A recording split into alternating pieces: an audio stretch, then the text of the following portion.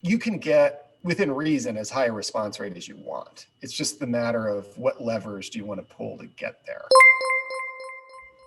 Hi, everyone. Welcome to PeopleMetrics Live. Today, we're talking about how to increase customer experience or CX survey response rates. So, Sean, we often hear people say that survey response rates just in general are in decline. Is that true? Not from what we're seeing. I know that's a common narrative that people are over-surveyed, they're overwhelmed with surveys, I get all these surveys, but the reality is people are sharing their opinions about their experiences more than ever before via surveys, via Facebook posts, via Instagram stories, you name it. And as long as you kind of follow some of the guidelines that we're going to provide today, you should be getting a response rate in double digits, which is pretty good, especially without an incentive. So we're seeing more and more people wanting to provide feedback. And I think, Audrey, part of the reason is people know when they provide feedback, sometimes it gets acted on, which is an incentive to provide the feedback to begin with. Definitely. Yeah. I think people really are willing to provide answers to questions and want to share about their experience. And the survey is a great opportunity to do so. And like you said, Sean, people know that there's follow-up if they give a bad score or even if something good happens. So I think they appreciate the opportunity to leave feedback in a survey rather than having to use social media or something else if they don't necessarily want to do it publicly. Yeah, that's a great point. I mean, and when we're talking about surveys, are there different types of surveys that can be used? I know we were talking about email, but is that the only option? Right. So it's a good question, Madeline. So you have choices, and depending on your audience, that's part of sort of this puzzle that we help a lot of our clients with, is what's the most appropriate methodology to reach out to your unique population, right? And we generally work with companies that either have lots and lots of customers that are B2C companies, those that have maybe very few clients, but they're worth really a lot to them, and they're B2B companies. And we work with a lot of pharma companies where they may have lots of patients or HCPs, or maybe they have a small number of patients depending on their drug and disease state, right? So a lot, depending on your size of your population, you may want to consider different modes. So Audrey, the main methodologies we're using these days are, the most popular one certainly is email, right? So it's an email invitation that's unique to each respondent with usually a code at the end that allows us to tie, operational information, personalize the invitation, et cetera. And that's what we do, we'd say a majority of, right? Yeah, definitely. It's the most common right now. And we'll see response rates there from the 10% to 20% range in a lot of cases. We also use something called interactive voice response, IVR, right? Which everybody knows this one. This is when you get switched at the end of a call, typically at a contact call center, to a quick survey after that. Not a lot of people love this, but believe it or not, those get the highest response rates, typically 50 to 75%. The challenge with those, of course, is that you can't ask as many questions as you can with an email survey, and open-ended responses, meaning verbatims, are extremely tough to deal with because you have to ask the customer, the respondent, to kind of speak it into the phone, and that gets recorded and needs to be transcribed and needs to be stored, and there's complications there.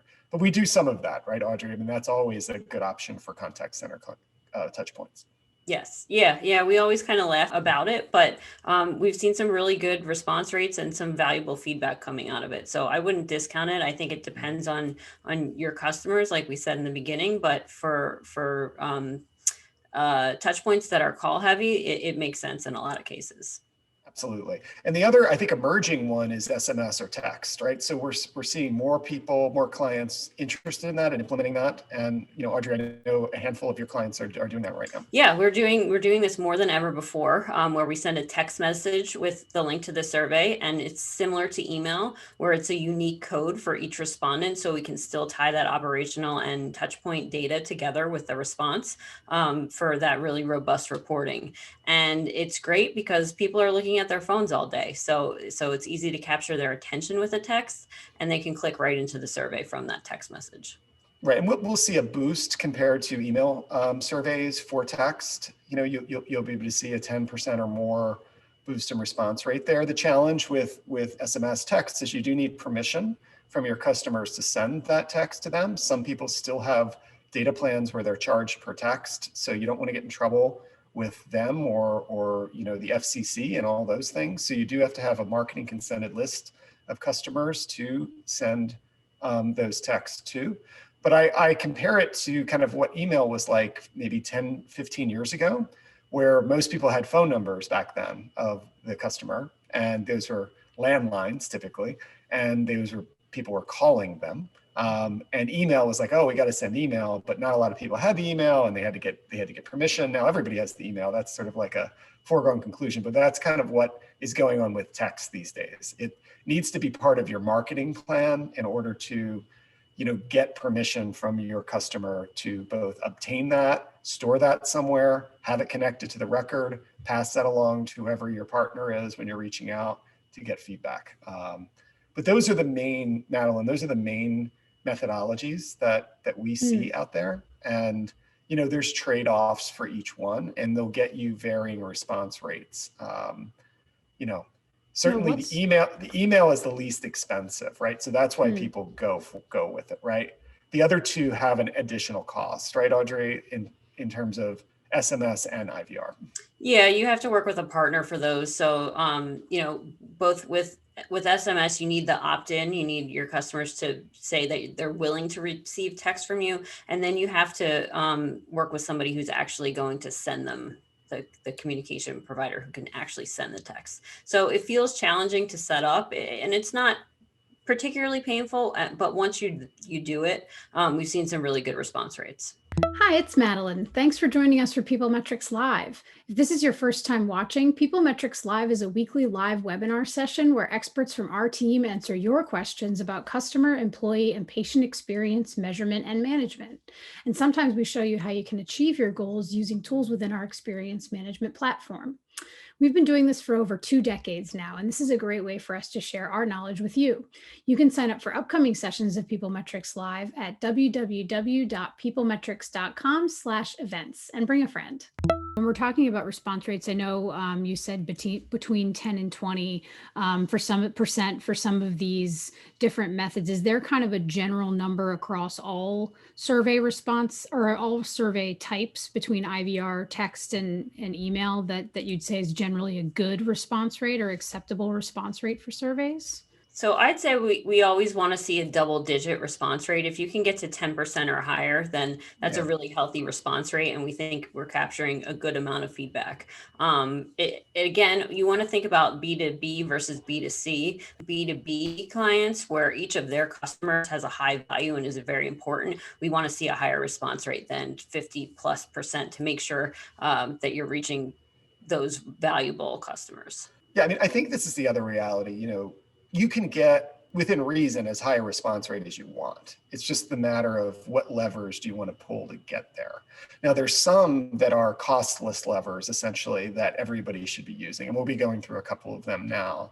And these are best practices. And then there's other levers you can pull to get more responses that will simply cost you resources and investment. And we can go through a couple of those too. But yeah, it's almost unlimited what you can do, but what you want to do is another question. So maybe what we should do, Madeline, is go through some of the best practices on email surveys, which is the common one most people are using, to try to, what can people do to boost those, right? We wanted to talk about that. Yeah, that sounds good. Let's do it. Let's do it. So Audrey, let's throw out a few best practices that we see. And, our clients come to us and prospects come to us all the time, and they're saying, we're not sure if we can get a response rate that we need. We've tried to get a high response rate before and we couldn't.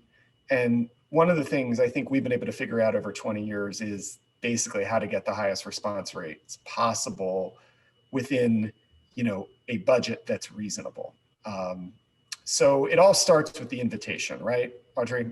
Yeah, and we have a bunch of different levers to pull that we've been successful with, like you said. I think starting with the invitation, you want to personalize it. So you want to make sure that you have information about the interaction, the date and time, the person that that the customer interacted with on the phone or the location that they visited, anything to help them realize and remember that specific interaction that they had. Right. So you want to use first name, last name, if possible. You want to use, thank you for doing business with us on X date for this thing. Mm-hmm. And then I'd say a really key thing is right below that. You don't want to write too much, right? So people don't want to work, right? Nobody wants to think. Everybody just wants to see and do. So you want to personalize it and then boom, get to what, Audrey? The first question in email. So you want to put the first question to your survey directly in that email, rather than just having a link or a click here. If you put the first question there, the person can immediately answer a question and then be directed into the rest of the survey. And that will really help your response rate.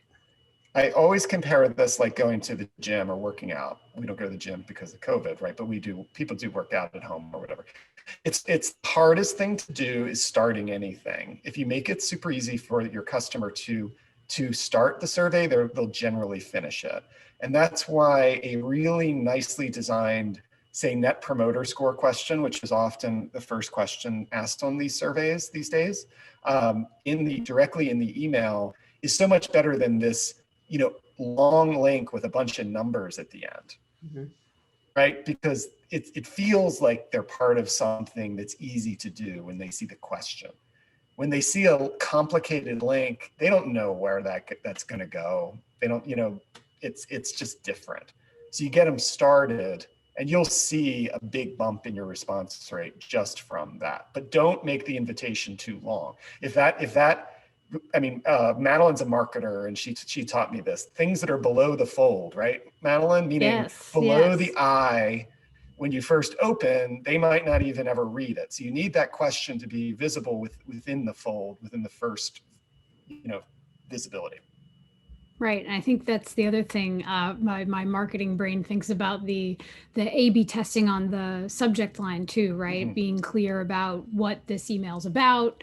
Are we asking for feedback? Are there some kind of good subject lines that you guys have seen? Yeah, there's lots of different versions of them. Often it's something like, thank you for your recent phone call or stay at our resort, or just something that makes it clear that the person knows they just had this interaction and this is what this email is going to be talking about. The other part about the invitation that's important, and then we'll get to the actual survey to help boost the response rate there, is when you're using an email invitation and you know who you're sending the surveys to, you can do what we call targeted reminders, right? And what targeted reminders is only remind those who did not fill out the survey to respond. And we're seeing bumps, right? Every time we do one of those, Audrey, of a significant amount. Yeah, absolutely. Yeah. So we just target non-respondents, people who haven't opened or clicked into the survey yet, and remind them with a follow-up email that says, we really care about your feedback. Please complete this survey. And we even know like who started, right? Who started it and didn't finish. Yep. You can have a separate one like that. Hey, thanks for starting the feedback. We'd love for you to finish up and hear your about your full experience. Like there's ways to boost this. It just takes a little bit of effort and the right partner. But you can bump that response rate definitely into the double digits if you're working at like we're talking about right now. And part of it is being thoughtful. Think about where are your customers in the world? What time zone are they in? Sending the communication at a time that makes sense for them to receive it rather than in the middle of the night. What's the best time to send? You're finding these days? When would it be if you're in a certain time zone? Like, let's say we're on the East Coast. What's the best time? Yeah, we like to do between 9 a.m. and 11 a.m. on Monday or Tuesday usually, and we get a pretty good bump right when the communications go out at that time. Excellent. Did you know that you can watch past sessions of PeopleMetrics Live right here on our YouTube channel? All you have to do is click the link above. Be sure to check them out for answers to dozens of questions, along with stories, tips, short tutorials, and best practices from our team of experts. You can click the bottom right corner of this video to subscribe to our channel so you never miss an update.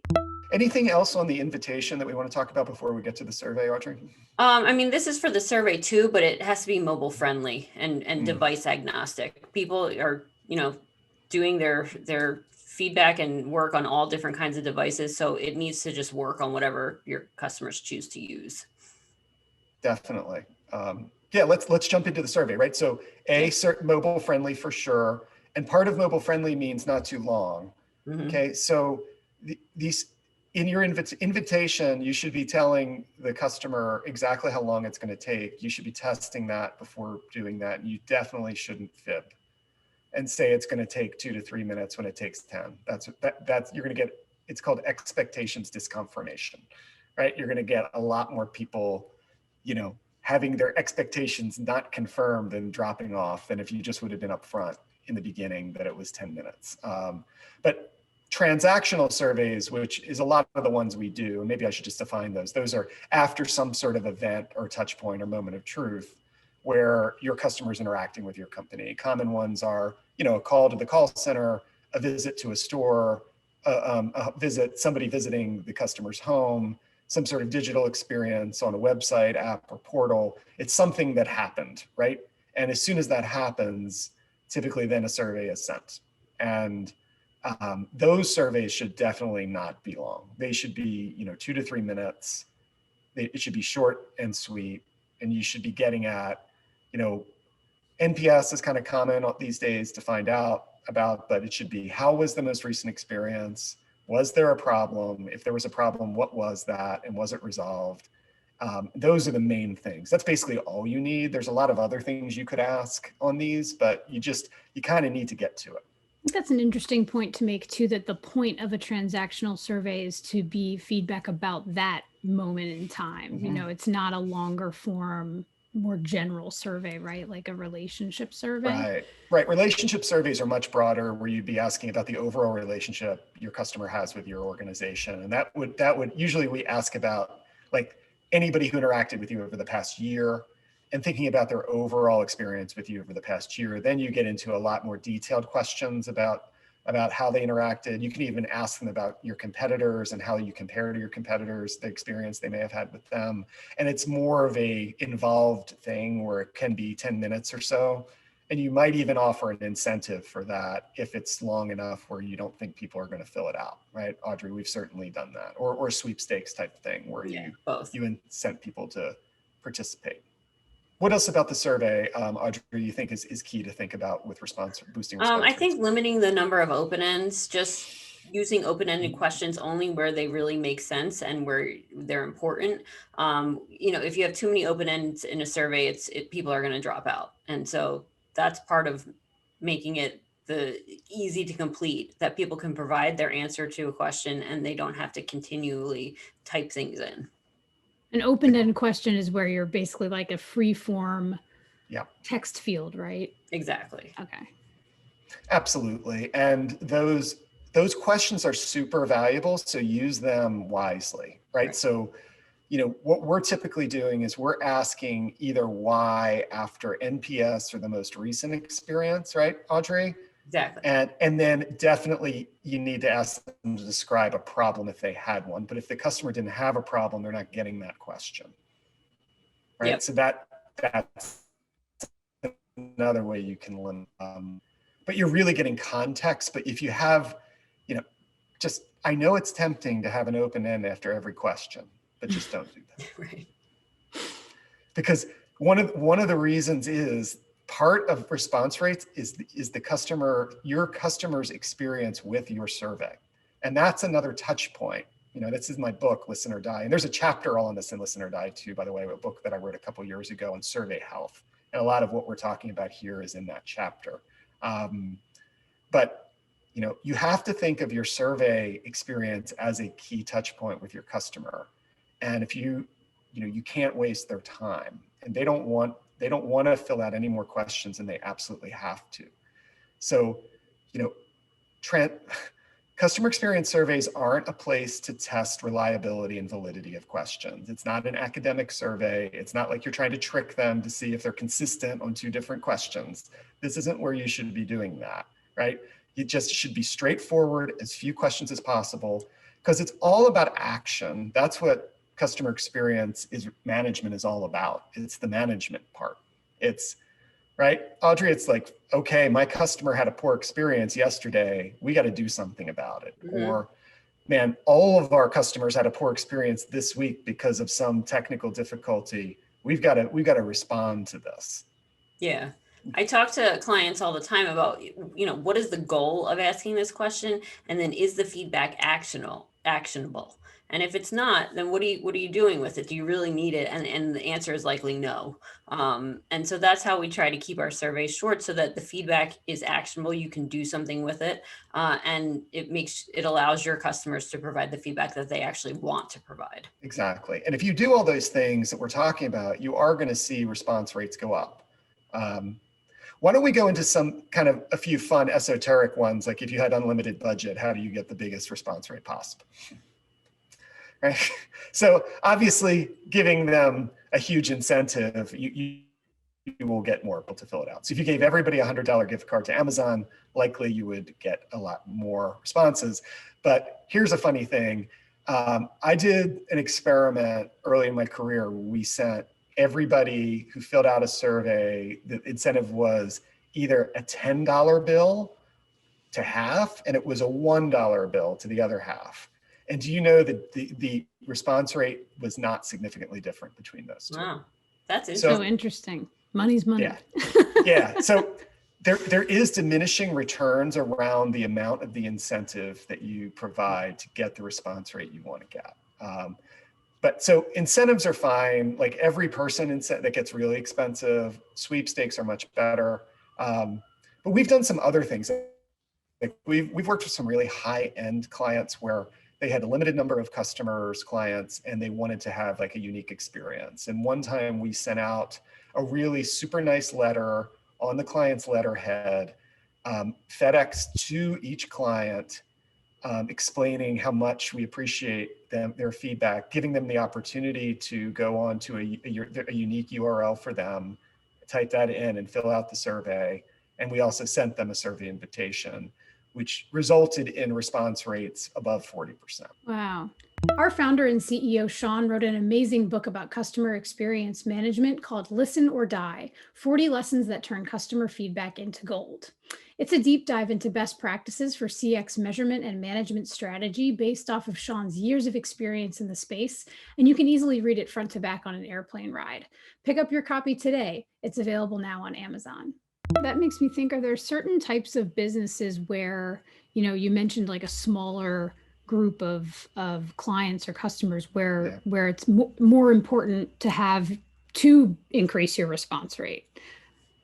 Yeah, I mean, Audrey, senior leadership, the client personally being involved does help response rates, right? Like we've seen that before. Very much so, yeah. And that's one of the things in the communication about, who's signing the email that goes out, whose name is on it. So that gives the customers an idea of who's looking at their feedback. We've done some other creative things like being able to donate to a charity of your choice at the end of a survey, or saying that, for every response, the client's going to donate an X amount to a specific charity. Those have been really successful. We've also done individual phone calls where we call respondents and ask them to respond to the survey. And that's, time consuming and could be expensive, but certainly increases response rate. Right. Like if you have a handful of clients,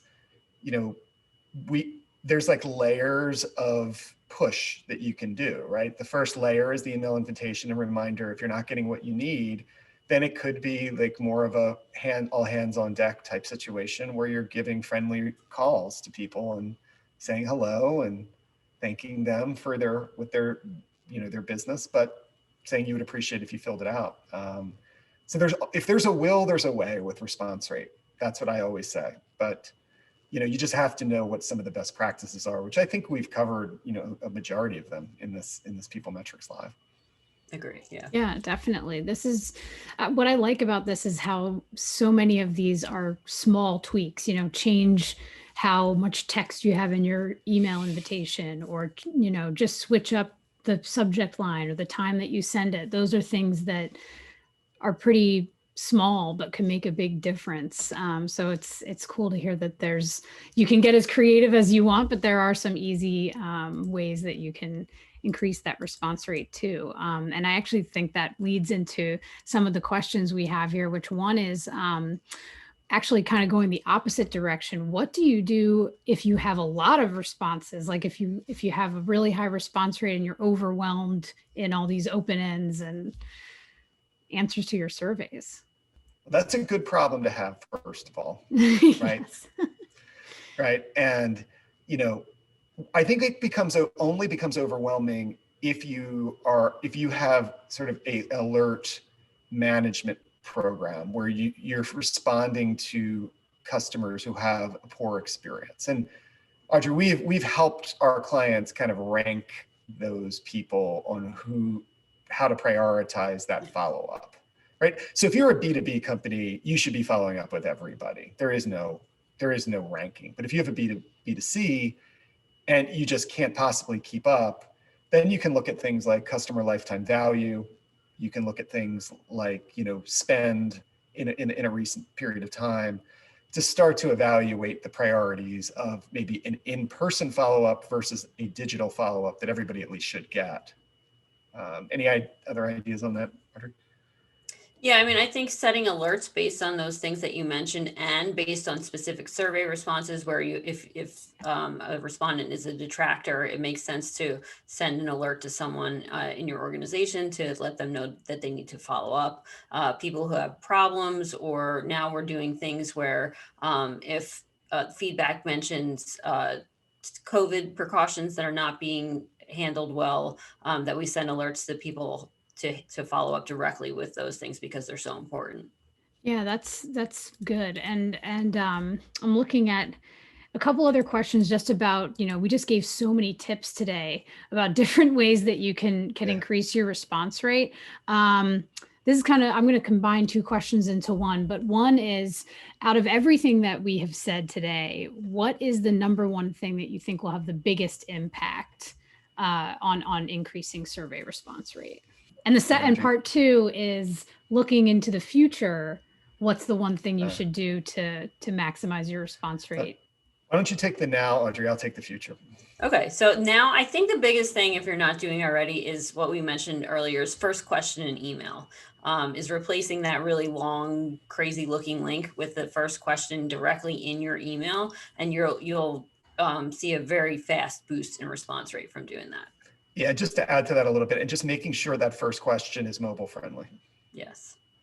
So if the customer is taking that on a mobile device, they're seeing it on the mobile device, that email, that question is rendered properly on that email client. Okay, the future. Let me take that one. I think it's absolutely having a process in place to get marketing consented mobile numbers so you can send text-based surveys to people with permission. And that's where it's going to all go. And you want to be prepared for that. And the only way to be prepared for that is now. It's like the old saying, the best time to plant a tree was 10 years ago. The next best time is today, right? So don't worry about it if you don't have a process in place right now to do that. The best time to do that is today. And start figuring out when you're getting your customers to register for something, or however, if you have a loyalty program and you're asking questions, or anytime your customer's filling out a form where you're getting information from them, to make sure that mobile number is included as a field. And in there's language around their consent to be sent text for, feedback and or marketing purposes. That will go a long way to securing your future kind of feedback needs and communication with your customer. Awesome. Yeah. I mean, I want to just thank you both, Sean and Audrey, for sharing your time and expertise with all of us. And again, for this awesome conversation about how we can increase customer experience survey response rates. I know that just everything we were talking about reminds me of my own experiences as a consumer getting surveys. And it's all about that convenience, right? How seamless is that process of, can I open up email on my phone, click a link, with the first question already answered and bop through a survey really quickly. I mean, that's what it's all about, right? So I love all the future thinking too on text messages and things like that. So I want to thank everyone here on the call for joining us for PeopleMetrics Live today. And on behalf of everyone here at PeopleMetrics, thank you for joining us for PeopleMetrics Live. If you liked this video, make sure to subscribe right here so you never miss an update. And have you checked out other sessions of PeopleMetrics Live yet? You can click right here to watch them all. I'll see you there.